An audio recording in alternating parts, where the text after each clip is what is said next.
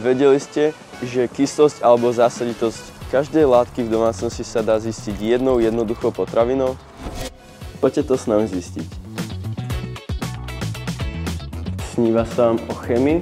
Nie, ja si chémiu žijem.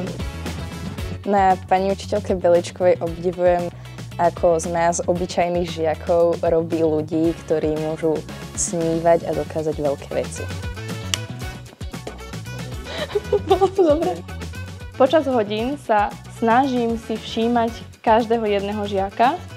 Už keď im dám nejakú úlohu, že si vypracovávajú a chodím medzi nimi, keď sa pýtajú rôzne otázky, tak vidím, do akej hĺbky a ako ďaleko to dieťa rozmýšľa. Ak sa to dieťa cíti príjemne, tak bude klásť šialenejšie a šialenejšie otázky. A práve tie mi ukazujú, či to dieťa rozmýšľa v tých prírodovedných súvislostiach, alebo sú to proste nejaké úlety. S pani učiteľkou Beličkovou robíme často po škole veľa experimentov a taká dôležitá rada pochádzajúca priamo od nej je, že keď vám chýba produkt, naškrabte tam trochu omietky. Keď to dieťa rozmýšľa v tých prírodovedných súvislostiach, tak sa ich ho pýtam, a nechcel by si ísť na olympiádu, nechcel by si vyskúšať olympiádu mladých vedcov? Myslím si, že by si to mohol dať.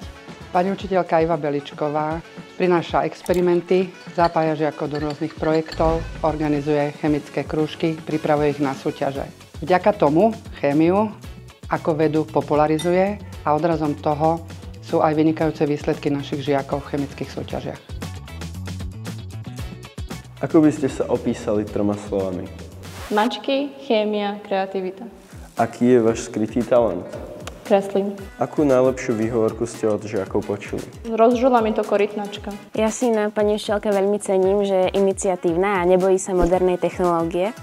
Od tohto roku sme spolu založili instagramovú stránku Chémia Novohradská, takže nám určite hoďte follow. Teraz sme už vytvorili aj taký hashtag Beličkovej chémia a tam v podstate si dávajú všetko, čo v podstate prebieha na našich krúžkach, na našich exkurziách. Keď ideme spolu na SAUku alebo na prírodovedeckú fakultu, tak vždy tam nejaký úryvok máme. Čím teda vieme zistiť kyslosť alebo zásaditosť každej látky v domácnosti? Jednoducho použitím výluhu červenej kapusty. Keď to je červené, to znamená, že je to kyslé. Keď to je zelené až tmavo-modré, znamená, že to je zásadité. Motiváciou sú hlavne moji študenti. Keď vidím, akí sú oni nadšení, tak si poviem, že stojí to za to. A ak ja im môžem aspoň trošičku v tom pomôcť a ukázať im nejaké veci, tak ja som veľmi rada. A to, že zostávam tu po škole a zostávam tu niekedy do večera, tak je to daň toho, že oni sú potom úspešní. A toto je v podstate to, čo je to moje motivačné, že viem, že to, čo robím, dáva zmysel, lebo prichádza tá odpoveď a tá pozitívna väzba práve od tých študentov, od tých rodičov, ktorých sa to týka.